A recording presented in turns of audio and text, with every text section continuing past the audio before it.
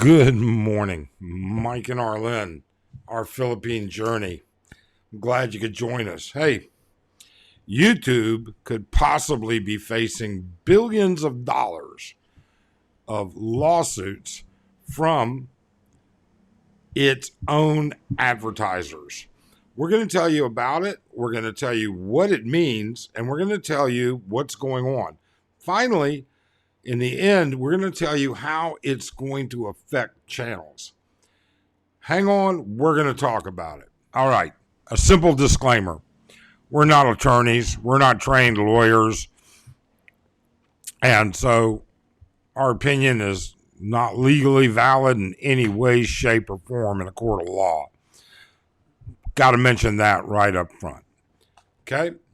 Secondly, this rolls right into yesterday's video with respect to memberships.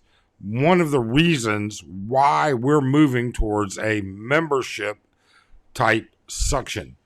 And if you haven't seen that, please, when you're done with this, go and look at yesterday's video on our channel.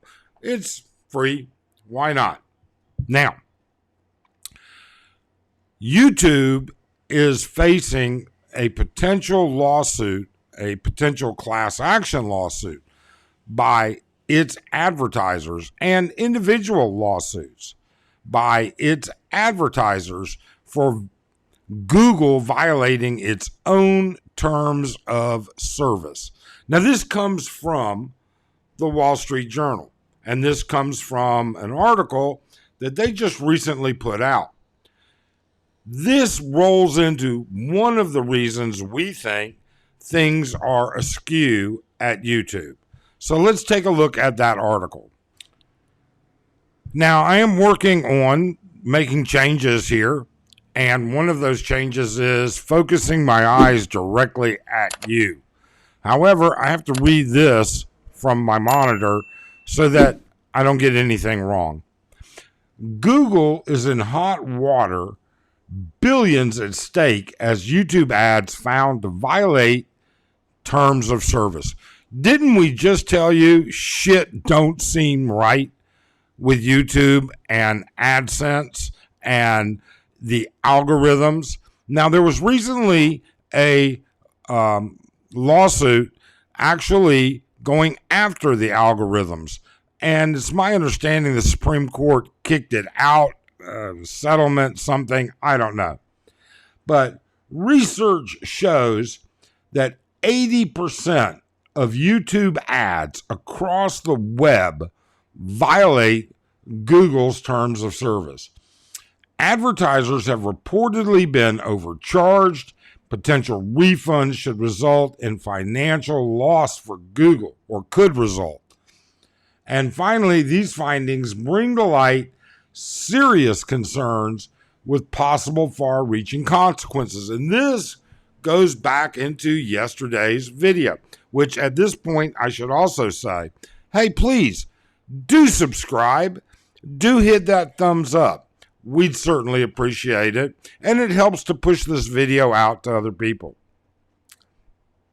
Now, the findings reported by the Wall Street Journal reveal that approximately 80%, okay, that's no small number.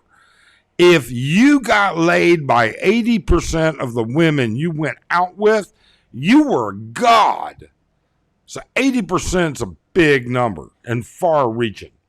But 80% of the ads YouTube serves across the web have breached its own terms of service, making them subject to refunds. Now, this could cost Google billions. I don't know. You know, you're relying now on the Wall Street Journal, all right, and another company, which we'll go into in just a second. Billions of dollars adding to the company's existing problems, because there are other lawsuits out there, such as discontent with search results and 2 antitrust lawsuits. Google refutes the claim, absolutely stands by their product, saying that its methods, the methods that they use to make this claim are inaccurate. And I would assume that would be the first line of defense. And For all we know, Google is completely accurate. But I can tell you this, as a creator, as somebody with an analytical mind, the analytics within YouTube are not reasonable. I can tell you that in multiple businesses that we've owned in the medical field, if we relied on information in the analytics to supply any part of a functioning ideology of accuracy with our data, we would have gone out of business pretty damn quick. That's for sure. But you know what? It's not for us to decide, is it? We get no control. Creators don't. All right. Advertisers pay YouTube to display their ads on the platform before and after videos. Those are the ads that most of you just typically hit the skip button on. All right. That's not good for us creators, but we're guilty of it too. Trust me.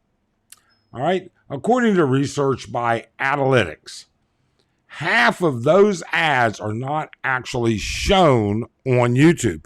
And what they're saying is that advertisers are paying for ads that never even made it. In addition to that, when you buy ads, you have a criteria of where you're purchasing. In other words, I make shovels, and I want my ads to be on construction related topics. I want my ads to be on gardening related topics. That's where I want my ads. Instead, they show up on breastfeeding ads, or they may show up on how to, pop your pimples or clip your toenails. And then there's a whole nother part that doesn't have anything to do with us creators. It has more to do with the ads showing up inappropriate, not functioning correctly. They're supposed to be skippable. They're supposed to be enabled. They're supposed to be controllable on third-party websites. And Analytics found that ads on these partner sites were muted 80% of the time, autoplay off to the side of the screen, and cannot be skipped. Again, we have no idea. But the financial impact that they pay, what some of these advertisers are claiming is we're paying for ads that run on $100 per 1,000 views. And yet we're finding out that our ads are actually running on a $5 per 1,000 view routine. Now, where does this impact us? Well, what's interesting here is, as creators, we have no control. As creators, we have limited control. If we have sponsors, we could do our own, okay, to a limited degree. But most don't. Finally, what we also take a look at here is the fact that, are we even being paid correctly? And this goes back to reward versus value. We never got into this to become rich by any way, shape, or means. We never got into this as a means of support, and it still isn't a means of support by any way, shape, or means. But when you do something, you expect or have the expectation that it is going to be a certain way. You expect that you're on the same playing field as every other person that is identical or closely identical to you. You expect that you are in this scenario where there's no artificial hedging. Now, we've said a long time ago, we made mention of the fact, you do know that creators can actually purchase ads and for their channel and their videos. And that's what some of the very big guys do. And even some of the medium-sized guys do. You can pay as a creator to have your video pushed out to more feeds. Okay? Pay for play. That's YouTube. Okay?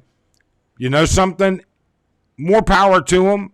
That's people, it's big business. For some YouTubers, it's their only source of income. For some of them, it's big business, for whatever's. We're not upset with that. We don't get upset over that. What we do get upset about is when we're artificially throttled and we feel the analytics show that we are. What's going to happen with these advertisers? I don't know. We're following it. All right. I assume that they're all in discussions now. There's no lawsuit that's been actually put out to the best of my knowledge, but we're going to keep an eye on it. And we're going to be delivering those results and updates to the members only section. It's not something that most of our audience, our subscribers, would routinely watch. And I'm sure YouTube will find a reason to demonetize it anyways. Otherwise, we hope you're having a great day. You know what? Before we go, let me say this. What do you think about the ads that YouTube delivers to you? Are they relevant to you? Are they relevant to the content that you subscribe to? Are they relevant to your interests?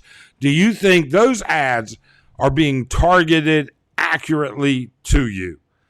I wonder, because we don't think any of the ads we ever get are accurately targeted to us. But we'd love to hear what you say about it.